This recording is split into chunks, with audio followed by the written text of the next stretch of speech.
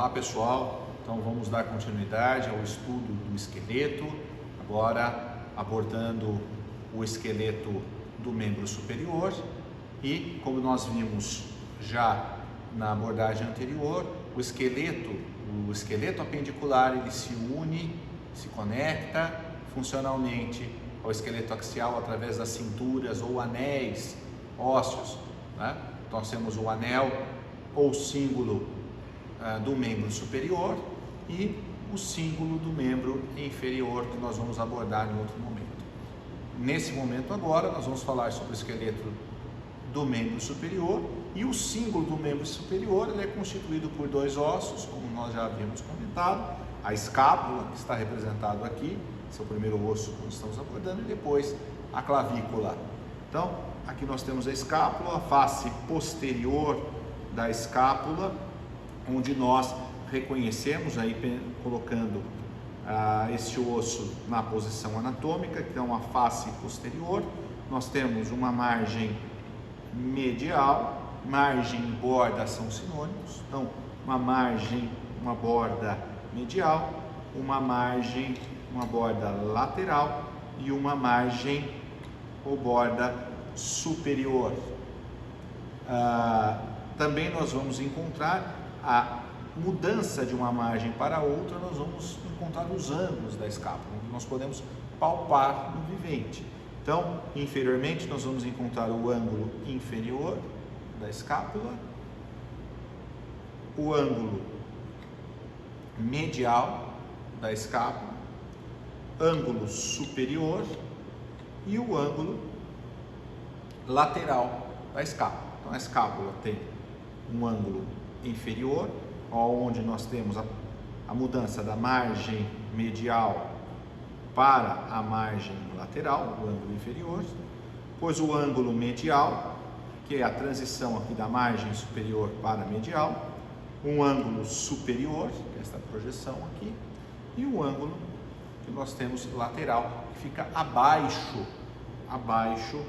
da cavidade glenoide. Bom, nesta face posterior nós podemos encontrar alguns acidentes ósseos que são importantes nós reconhecermos. Então, este primeiro acidente ósseo que nós encontramos aqui, essa estrutura, que é a espinha da escápula. O que significa a espinha da escápula? É uma saliência, uma margem óssea bastante proeminente, né? Então, a espinha da escápula ela vai partir do ângulo medial até esta estrutura mais achatada. Então a espinha termina nessa estrutura mais achatada, que é chamado acrômio. E o acrômio é a parte mais lateral do nosso ombro, onde nós podemos palpar o acrômio. A parte mais lateral que nós palpamos no ombro é o acrômio, que é esta estrutura aqui achatada, que vai se articular com a clavícula. A espinha da escápula, ela acaba dividindo a escápula posteriormente em duas fossas. Fossas, o que significam fossas? Fossas são depressões ósseas. Então, esta fossa aqui, a fossa supraespinhal e uma fossa infraespinhal. Então, fossa acima da espinha da escápula, fossa supraespinhal, abaixo da espinha da escápula, fossa infraespinhal. Estas fossas são recobertas por músculos. Então, o músculo que está inserido, que está localizado na fossa infraespinhal é o músculo infraespinhal, e na aula de músculos vocês identificarão esses músculos e saberão a ação principal desse músculo. E na fossa supraespinhal nós vamos encontrar o músculo supraespinhal, tá? Já na face anterior da escápula nós vamos encontrar uma grande fossa, que é a chamada fossa subescapular. Esta face anterior da escápula, ela está aplicada ao gradil costal, está aplicada às costelas e recoberta a fossa pelo músculo subescapular, que também nós veremos adiante. lateralmente, então aqui numa vista lateral da escápula, nós vamos encontrar essa estrutura elíptica aqui, que é a cavidade glenoide, onde nós podemos identificar na cavidade glenoide uma face articular. Essa face articular, o que tinha no vivente era a cartilagem articular, a cartilagem hialina, a região que não sofreu ossificação, que está relacionada à articulação com a cabeça do úmero. Então aqui a cavidade glenoide, que vai receber aqui a cabeça do úmero. Então, a cavidade glenoide possui uma superfície articular que é lisa, né, bastante lisa, que aí isso caracteriza uma superfície articular. E aqui nós vamos encontrar aqui toda a borda ou a orla glenoidal que vocês verão na aula de articulações. Muito bem, acima na cavidade glenoide nós conseguimos encontrar uma pequena saliência óssea arredondada, que nós chamamos de tubérculo supraglenoidal. Definição de tubérculo é uma pequena saliência óssea arredondada. Então aqui o tubérculo supraglenoidal, onde nós vamos ter a inserção de tendão, nós veremos em músculo. E abaixo, na cavidade glenoide, mais aqui abaixo, há um outro tubérculo, que é o tubérculo infraglenoidal. Então, acima, tubérculo supraglenoidal, abaixo, tubérculo infraglenoidal. Mais próximo aqui à cavidade glenoide, nós encontramos esta projeção óssea, né? Esse processo é uma projeção óssea. Este processo é chamado processo coracoide, né? Que nós não conseguimos palpar, é muito difícil, em alguns indivíduos sim, mas em outros não, nós não conseguimos palpar o processo coracoide no vivente, mas o processo coracoide aqui ele está localizado inferiormente a este processo que eu já havia dito a vocês, que é o acrômio, que é essa projeção achatada, onde termina a espinha da escápula, que é a parte mais lateral do ombro. Então, a cavidade glenoide e o processo coracoide estão localizados lateralmente. Já medialmente, nós vamos encontrar aqui a margem medial, né? A face anterior, onde nós vamos encontrar a fossa subescapular aplicada contra as costelas. E superiormente, nós encontramos a margem superior e logo uma indentação. Essa indentação na margem que nós chamamos de incisura escapular, que no vivente ela é fechada, ou quando nós identificarmos uma peça articulada, vocês verão que ela é fechada, essa incisura aqui, por um ligamento, formando o forame supraescapular, onde passa o nervo, que é o nervo supraescapular. Nervo e vasos supraescapulares estão passando nesta região. Então aqui nós temos a incisura escapular, que ela é fechada, né, por um ligamento escapular, formando aqui o forame supraescapular, onde vai passar vasos e nervos sanguíneos. Então, nós temos muito mais estruturas anatômicas. Vocês devem seguir o roteiro, né, o roteiro teórico prático de vocês para a identificação dos processos que eu acabei falando para vocês, os acidentes ósseos, e é muito importante vocês correlacionarem, saberem a função, para que servem esses acidentes, qual é a importância anatômica e funcional desses acidentes ósseos. Bom, agora um outro osso que constitui o símbolo do membro superior, né, da cintura escapular. Aqui nós vamos encontrar a clavícula. Então, a clavícula, ela possui duas extremidades, uma extremidade arredondada, globosa, que está voltada medialmente, onde estou tocando aqui com a pinça. Essa estrutura arredondada é a extremidade medial da clavícula, onde ela irá se articular com o manúbrio do externo, tá? E lateralmente nós vamos encontrar esta projeção lateral mais achatada, aqui é a extremidade lateral ou extremidade escapular da clavícula, onde vai se articular com o acrômio da escápula. Muito bem, é importante nós identificarmos a qual antímero, e aí relembrar, antímero na primeira aula, antímero é lado, que lado pertence à clavícula, e saber se nós estamos posicionando a clavícula de forma adequada. Então, primeira coisa é identificar suas extremidades. Então, extremidade external é a extremidade medial. A extremidade mais achatada, a extremidade lateral, está voltada para a escápula. Então, vamos lá. Este ponto é um ponto de referência anatômico importante agora. A clavícula, na posição anatômica, os seus 2/3 mediais, eles são convexos anteriormente, e seu terço lateral, ele é côncavo. Então, de novo, os seus 2/3 mediais, eles são convexos anteriormente, e o seu terço lateral, ele é côncavo. Muito bem. Só isso basta para nós colocarmos a clavícula na posição e analisarmos se ela é direita ou esquerda. Bom, a clavícula pode ser assim, mas aí está errado, porque daí fica com que os seus 2/3 mediais, ele fica côncavo anteriormente, e na verdade ele é convexo. Uma outra relação importante da clavícula que nós temos que identificar é a face superior. A face superior da clavícula, ela é lisa, e a face inferior, ela possui vários acidentes ósseos, né?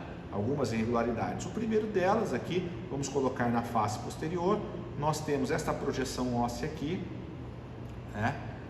Que aqui nós temos o tubérculo conoide, e onde se insere um ligamento, e mais abaixo, né, na face inferior, nós vamos encontrar uma linha. Linha é uma margem óssea bastante delicada, fina, que nós chamamos de linha trapezoide. Então, tubérculo conoide na extremidade lateral, na face posterior da clavícula, tubérculo conoide e a linha trapezoide. E aí nós vamos encontrar sulcos que correm na face inferior. Vasos sanguíneos correm pela superfície inferior da clavícula, e isso gera alguns acidentes ósseos, mas nós temos também aqui o sulco para o músculo subclávio, que está localizado na face inferior. Esses acidentes ósseos tornam a superfície inferior da clavícula com irregularidades, mais áspera, diferentemente da superfície da face superior, que ela é lisa. Então, de novo, essa clavícula aqui que eu estou demonstrando é uma clavícula direita. Então, novamente, extremidade medial arredondada, que é a extremidade external, articula com o externo. A extremidade lateral, ela é achatada, que é também conhecida como extremidade escapular. Os 2/3 mediais da clavícula são convexos anteriormente, e o seu terço lateral é côncavo anteriormente, né? Tem essa depressão. Superfície superior lisa, a face superior lisa, e a face inferior cheia de rugosidades, ela é mais áspera pelos acidentes ósseos a reconhecer, sulco para o músculo subclávio, linha trapezoide, e já conduzindo, né, para o tubérculo conoide, que está aqui localizado, né, na face inferior, na transição aqui da face superior para a inferior, tubérculo conoide, certo? Então, esses são alguns dos acidentes ósseos que vocês devem reconhecer. Sempre em cada osso, tentem distinguir se é um osso do antímero do lado direito ou esquerdo, que isso ajuda na identificação, tá certo? Então, essa estrutura, agora nós fechamos o símbolo do membro superior. Então, nós temos novamente aqui os símbolos do membro superior, a clavícula, a escápula e a articulação que vai acontecer então entre a clavícula e a escápula, a extremidade lateral da clavícula se articulando com o acrômio da escápula, certo? Então, nós vamos agora para o osso do braço, que é o húmero. Então, agora começando o primeiro segmento do membro superior, o braço, e o osso do braço é o húmero. O húmero, então, como vocês já sabem, é um osso longo. Então, ele apresenta duas extremidades, uma extremidade ou epífise proximal e uma extremidade ou epífise distal. Lembrando que os termos proximal e distal estão sempre relacionados aos membros. Proximal, proximal a quê? Proximal à raiz do membro. E distal é distal à raiz. Então isso vale o termo de posição, é distal, proximal e distal para os membros. Então, o osso do braço, aqui o húmero, tem uma extremidade, uma epífise proximal, onde nós temos a cabeça e uma epífise distal. As epífises no húmero são sempre articulares. E entre as epífises, o corpo do húmero, onde nós temos alguns acidentes ósseos, umas relações anatômicas que são importantes. Então, começando pela epífise proximal, a epífise proximal, ela possui a cabeça do húmero, ela tem uma superfície articular, né, que vai se articular com a cavidade glenoide, entrar em contato com a cavidade glenoide. Então, aqui antes no vivente, recoberto por cartilagem hialina. E depois nós vamos encontrar nessa região aqui, circunferenciando aqui a cabeça, nós encontramos o que a gente chama de colo anatômico do húmero. O que é o colo anatômico? Nesta região aqui estreitada, onde termina a cartilagem articular, e nós vamos encontrar essas duas projeções ósseas. Esse ponto aqui, onde eu estou passando o meu dedo, é a região do colo anatômico do húmero, né? Circunferenciando a cabeça. E nós vamos encontrar duas projeções ósseas, ou duas saliências ósseas, chamados tubérculo. Tubérculo, novamente, o conceito, tubérculo, são saliências ósseas arredondadas pequenas. Então nós vamos encontrar lateralmente, tubérculo maior do mundo, medialmente o tubérculo menor. Então, tubérculo maior, tubérculo menor. Entre os tubérculos, nós vamos encontrar um sulco. Sulco é uma depressão óssea estreita e alongada. Então, aqui nós temos o sulco.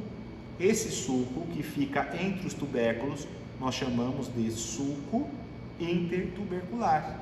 Então, para que serve esse sulco aqui? Esse sulco vai abrigar, vai passar o tendão da cabeça longa do músculo bíceps braquial. Então, o sulco intertubercular é por onde passa o tendão do músculo da cabeça longa do músculo bíceps braquial. Os tubérculos têm uma função importante, principalmente para receber inserção de tendões, né? Este sulco intertubercular, ele não está livre, ele é fechado por um ligamento, né? Um ligamento transverso no húmero que fecha para formar aqui, delimitar o sulco, tá certo? E fechar para que o tendão não escape durante a contração. Então nós temos o ligamento transverso que vai fechar esta região do sulco intertubercular, tá certo?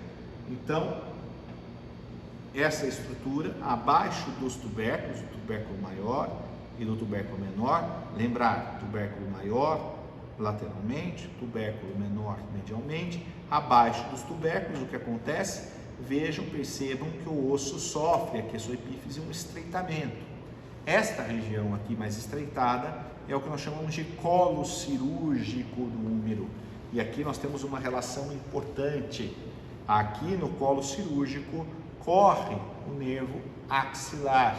Então, fraturas na região do colo cirúrgico podem levar a uma lesão do nervo axilar e aí comprometer o músculo deltoide. Então, movimento de abdução, movimento de elevação do ombro podem ficar prejudicados. Também nesse ponto é importantíssimo, né, a aplicação, muito cuidado com a aplicação de injeções intramusculares no músculo deltoide, porque se não respeitar os pontos anatômicos que nós veremos adiante, nós podemos atingir o nervo axilar, que também passa próximo a essa região.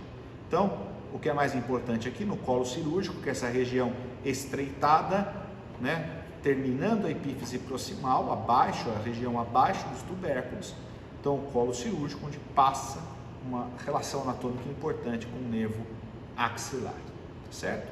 Já na diáfise do úmero, nós vamos encontrar mais acima, aqui nesta região, nós vamos encontrar uma saliência aqui, que é uma tuberosidade, é uma mais áspera, um pouquinho mais proeminente que o tubérculo, que é a tuberosidade deltoidea, aonde tem a inserção do músculo deltoide, certo?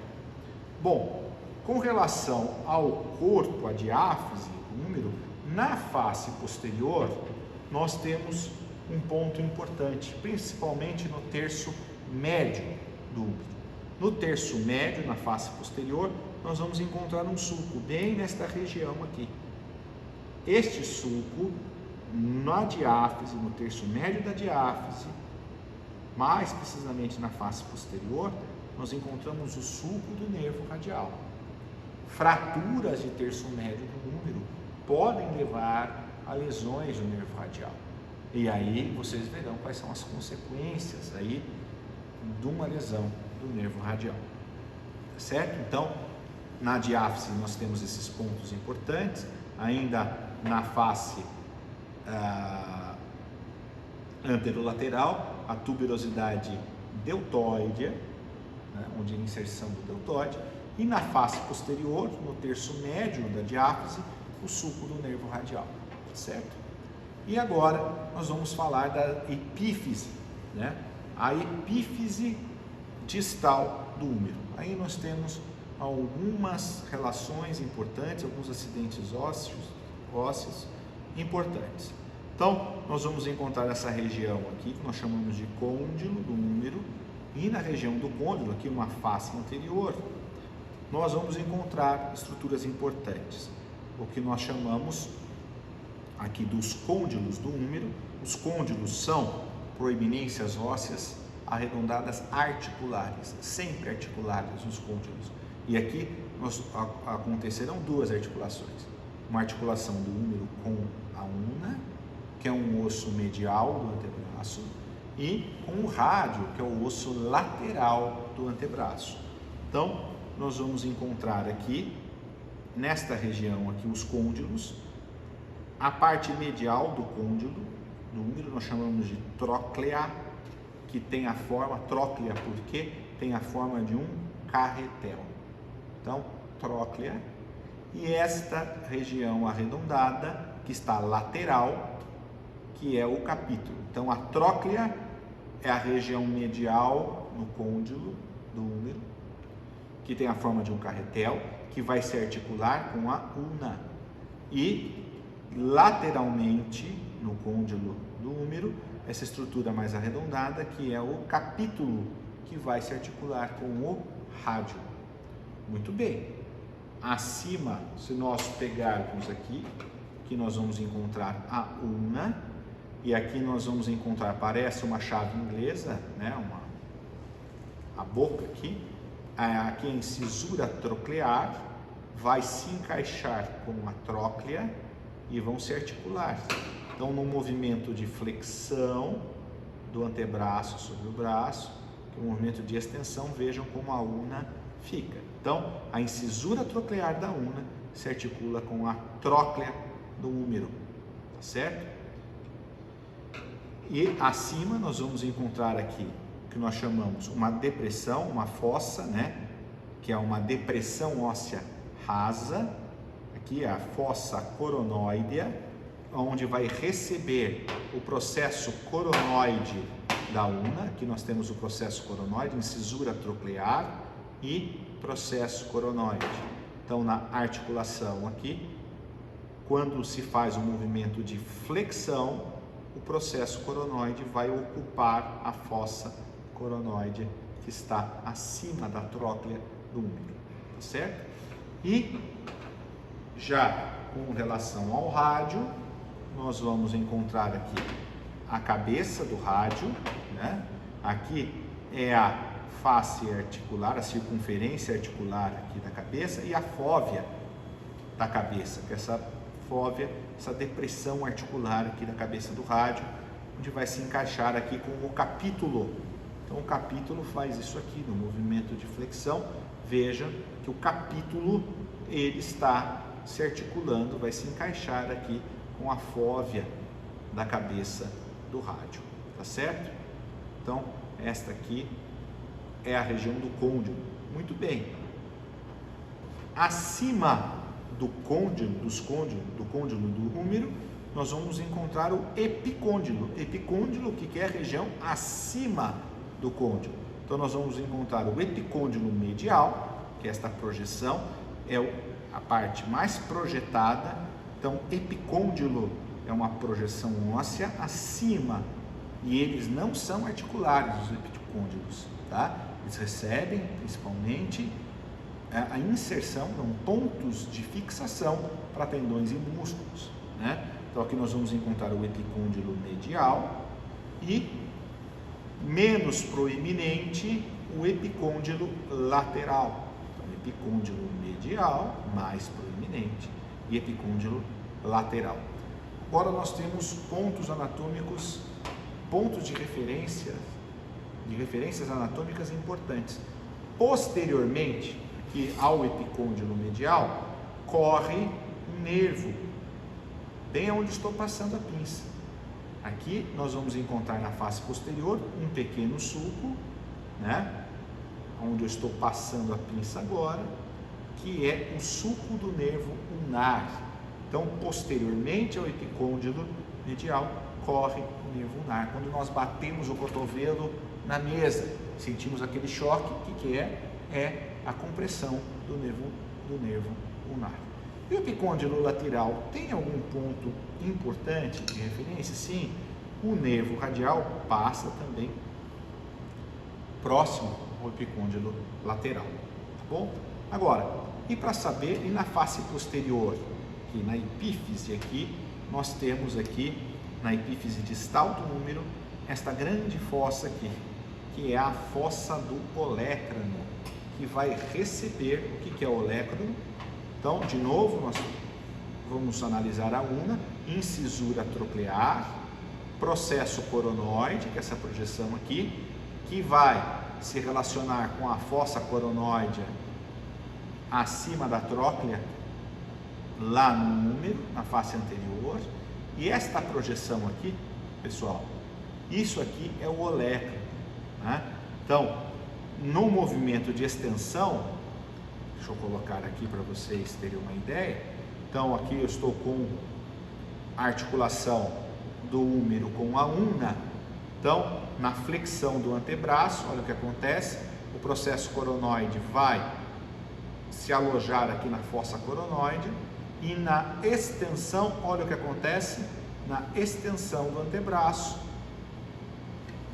a fossa do olécrano vai receber o olécrano aqui na face posterior, estão vendo? Então, na flexão, vejam como o olécrano se desloca, deixa a fossa do olécrano, e quando ocorre a extensão do antebraço, o olécrano ocupa toda a fossa, certo? Então esses são os principais pontos. E para saber se o úmero ele é direito ou esquerdo, muito simples, sempre a extremidade, a epífise proximal, a cabeça está voltada, a superfície articular está voltada medialmente. O tubérculo maior é lateral. o epicôndilo, agora na epífise distal, esta projeção acima do côndilo, que é o epicôndilo medial, mais pontiagudo, então, epicôndilo medial. Com isso, então, nós conseguimos identificar que esse aqui é um número direito, certo? Então, esses são os principais pontos anatômicos que nós temos do húmero. E agora nós vamos falar sobre os ossos do antebraço, mas antes disso, vamos considerar agora a articulação. Então, novamente aqui, então nós temos o húmero, né? Aqui nós vamos encontrar a tróclea, com a incisura troclear e o capítulo se articulando com o rádio. Então aqui nós temos um antebraço, aqui a articulação, região da articulação do cotovelo, né? E aqui nós temos os ossos do antebraço, tá certo? Então o osso mais lateral do antebraço é o rádio e o osso mais medial é a ulna. E agora nós vamos descrever estes ossos. Então, começando pelo rádio, vamos usar sempre como referência anatômica aqui o nosso número. Então, vamos lá.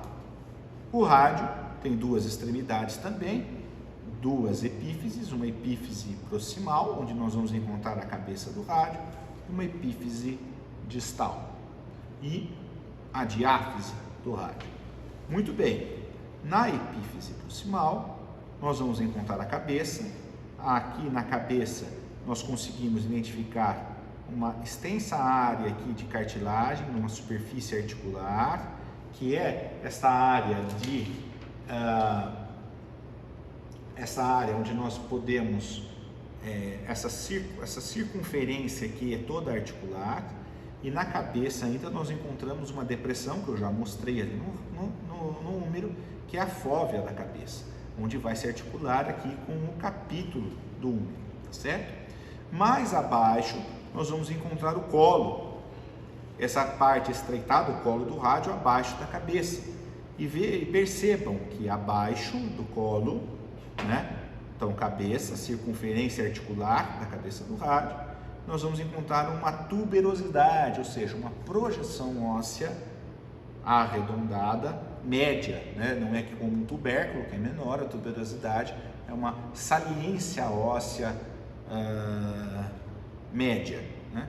Essa tuberosidade, chamada de tuberosidade do rádio, que vai receber a inserção de um tendão, de um músculo importante, que nós vamos receber a inserção do músculo braquial, que está o músculo do braço, certo? Então aqui, como o tendão, durante o processo de inserção, criou esse acidente ósseo aqui, onde está inserido aqui o tendão do músculo braquial.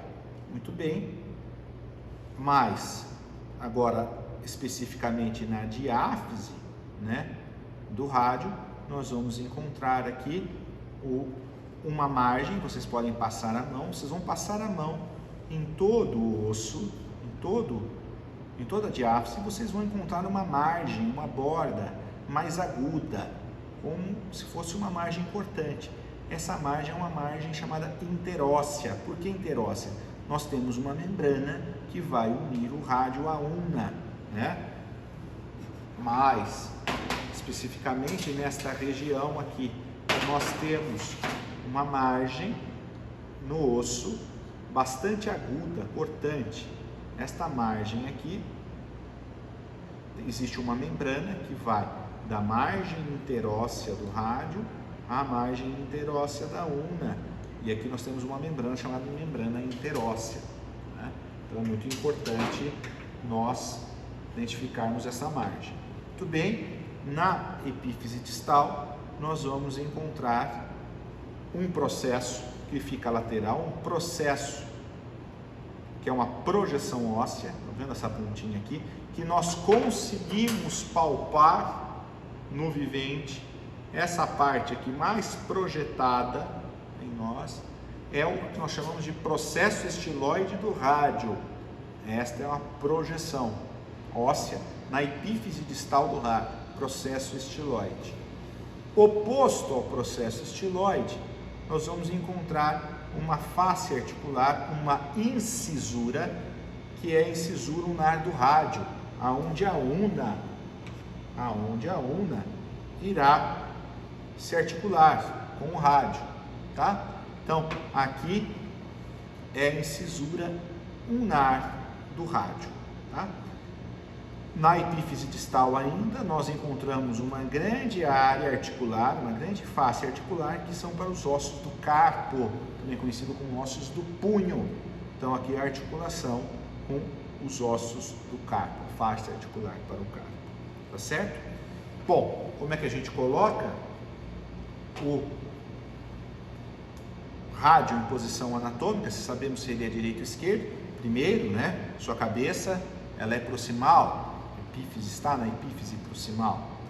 A margem interóssea, ela tem que ficar voltada para medial. O rádio é um osso lateral do antebraço. Sua margem medial está voltada, então a sua margem interóssea está voltada medialmente. E o processo estiloide fica voltado lateralmente. Então guardem isso. Então este rádio, se nós colocarmos aqui em nós, articulando, nós temos aqui o rádio, processo estiloide lateral, margem interóssea voltada medialmente, a incisura ulnar do rádio também voltada medialmente. Então, um rádio direito. Com essas considerações anatômicas, é importante nós distinguirmos se é um rádio direito ou esquerdo, certo? Bom, novamente, reforço o uso do roteiro teórico prático para que vocês identifiquem aí com mais exatidão os ossos, os acidentes ósseos do rádio. E para nós finalizarmos o antebraço, né, o osso que é mais medial é a ulna. Então, a ulna é o osso medial do antebraço, sua epífise proximal, diferentemente dos outros ossos, a cabeça não está na epífise proximal, ela está distal, mas o que chama atenção na epífise proximal da ulna é a incisura troclear, forma uma boca de chave, parece uma chave inglesa, né? Onde ela tem uma grande superfície articular para a tróclea do úmero, tá certo?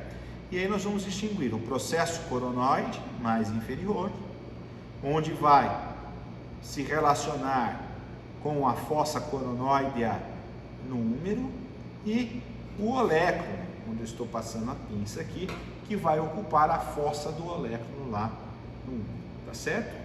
Mais abaixo ainda, na epífise proximal, nós vamos encontrar uma outra aqui, uma incisura aqui que tem uma face articular aqui. Nessa incisura aqui é a incisura radial da ulna. E o que acontece aqui é onde recebe a articulação com a cabeça do rádio, e no movimento de pronação e supinação, o rádio torce em relação à ulna, faz este movimento aqui. Então, é a cabeça que gira e ocorre uma torção do rádio em relação à ulna. No movimento de supinação, palma da mão voltada para a frente, nós temos rádio e ulna paralelos, palma da mão voltada para trás, que é a pronação, há uma torção do rádio em relação à ulna. Então, na incisura radial da ulna, a circunferência articular da cabeça do rádio é que se relaciona com essa incisura, tá bom? E, por fim, nós vamos encontrar na diáfise esta margem, também uma margem, o corpo da ulna tem um aspecto triangular, né? E vocês vão reconhecer as margens, né, as bordas, e vão identificar que uma das margens, ela é também mais aguda, cortante, é a margem interóssea. No caso da ulna, a margem interóssea, ela está voltada lateralmente, né? A margem interóssea do rádio é medial, voltada medialmente, e a margem interóssea da ulna voltada lateralmente, certo?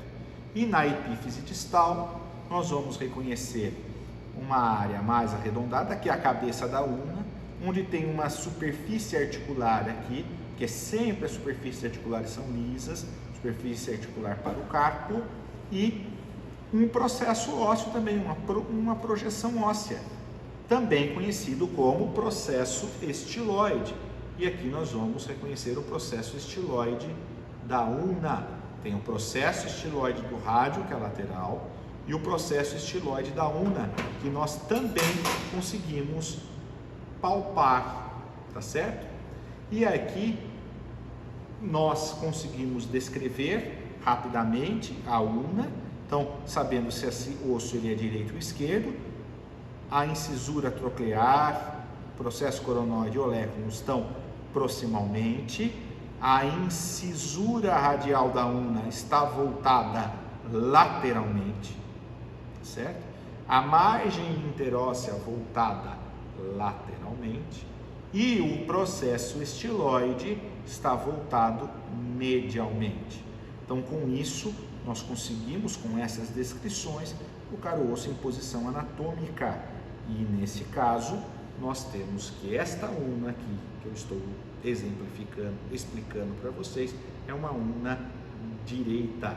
Então, processo, incisura radial da ulna voltado lateralmente, margem interóssea lateralmente e o processo estiloide voltado medialmente, certo?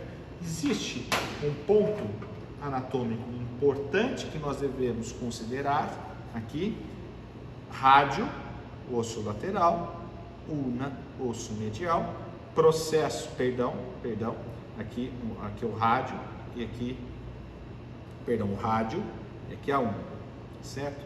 Então, vejam o processo estiloide da ulna e aqui o processo estiloide do rádio. Existe o processo estiloide do rádio, ele é 1 centímetro mais distal que o processo estiloide da ulna. Isso é um ponto de referência importante, porque quando se faz um raio-x nas fraturas, a gente percebe quando há fratura nas epífises ou fratura na região do carpo, com comprometimento das epífises distais desses ossos, a gente sempre olha a relação entre o processo estiloide do rádio e a ulna. Então, sempre vai estar 1 centímetro mais distal em relação ao da ulna, certo? Bom, voltando então, para nós finalizarmos aqui a ulna, como já falamos, a sua posição.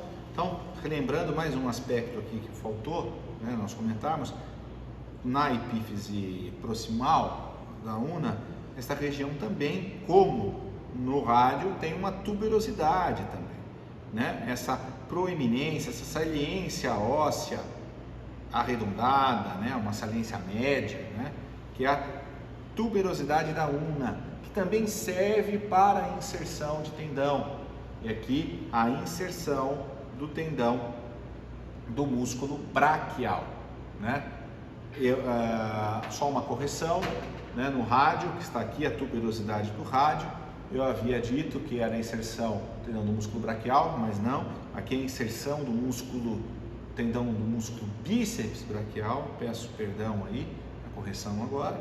Então, a tuberosidade do rádio é a inserção do tendão do músculo bíceps braquial e a tuberosidade da ulna, a inserção do tendão do músculo braquial, certo?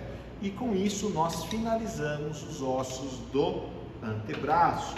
Então, recapitulando, nós temos o húmero, então, a ulna é o osso medial do antebraço e o rádio, o osso lateral.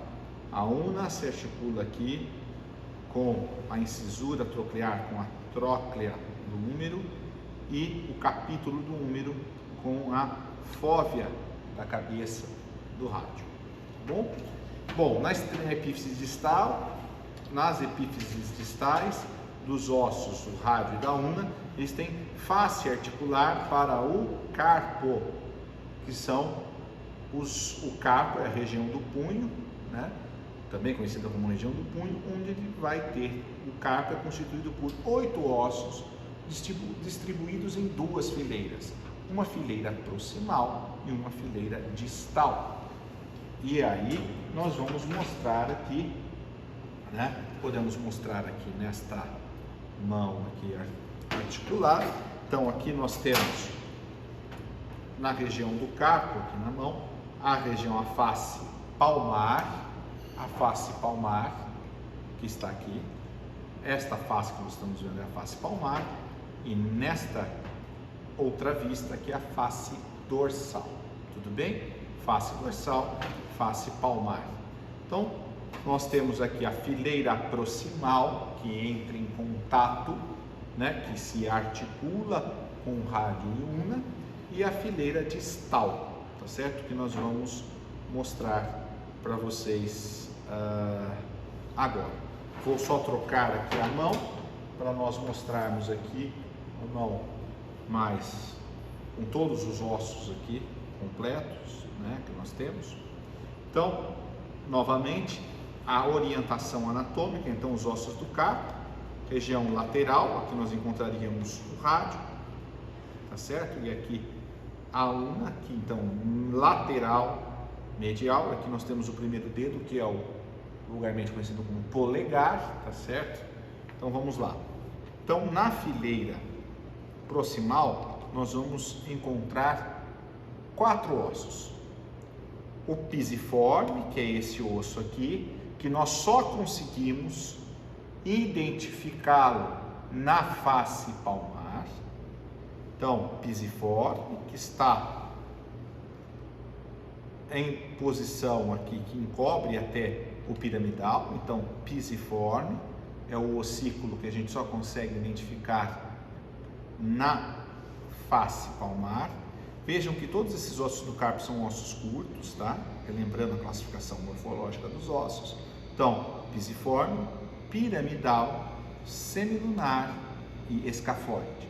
Novamente, então, fazendo uma sequência de medial para lateral. Então, pisiforme, piramidal, semilunar e escafoide, tá? Os 4 ossos da fileira proximal do carpo. Agora, os ossos da fileira distal. Então, nós vamos encontrar aqui outros 4 ossos, e agora nós vamos de lateral para medial. Então, na fileira proximal, nós fizemos uma sequência de medial para lateral, e agora vai de lateral para medial.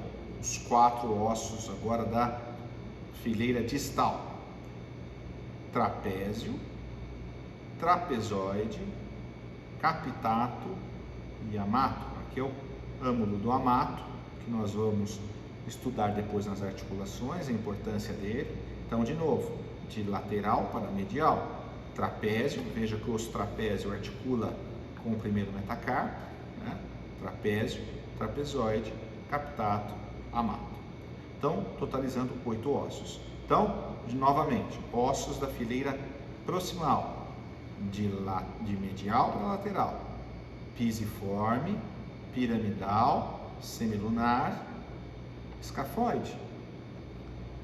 Na fileira distal, agora numa sequência de lateral para medial: trapézio, trapezoide, capitato e amato.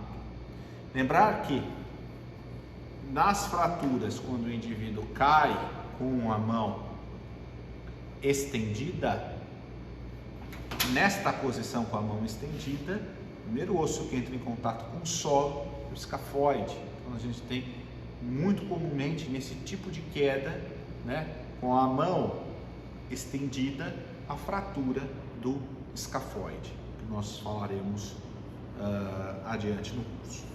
Bom, continuando, nós temos os ossos do carpo, são 8 ossos, e depois nós vamos encontrar os metacarpos. Então, nós temos 5 metacarpos, a começar pelo polegar: primeiro, segundo, terceiro, quarto, quinto. E o quinto é o do dedo mínimo, tá? O quinto metacarpo. O metacarpo, eles apresentam 3 partes: base, corpo e cabeça. Então, base, corpo e cabeça. Então, primeiro, segundo, terceiro, quarto, quinto, né? Então, nós temos o corpo e as extremidades, uma chamada de base e a outra cabeça, tá bom? E depois nós vamos chegar nas falanges. Com exceção do polegar, que só tem 2 falanges, os outros dedos possuem 3 falanges. Uma falange proximal, uma média e uma distal. Proximal, média, distal. E no polegar, primeiro dedo, nós temos a falange proximal e a distal. Ele não possui falange média. E também possui base, corpo, cabeça. Tudo bem? Então, essas são as estruturas, né, que compõem a mão, né, os ossos do carpo e a mão como um todo, né? A transição do antebraço para a mão é o punho ou o pulso. A transição do braço para o antebraço ou cotovelo, e a região da raiz do membro superior é onde está localizada a articulação do ombro. Tudo bem? Então essas são as principais estruturas, os principais ossos que vocês deverão estudar do esqueleto do membro superior, e muito importante, sempre correlacionar as estruturas, os acidentes ósseos que vocês estão estudando, com a função, para que serve, que isso vai ajudar. Agora, nesse primeiro momento, parece que não faz sentido, mas depois vai começar a fazer sentido quando nós começarmos a estudar as articulações e o sistema locomotor e o sistema muscular, fechando, né, o aparelho locomotor. Então, nesse sentido, agora, os ossos articulados formando o esqueleto, o sistema de alavancas biológicas do corpo e essas alavancas sendo movimentadas pelos músculos. E aí, esses acidentes ósseos farão todo sentido para a gente entender para que serve.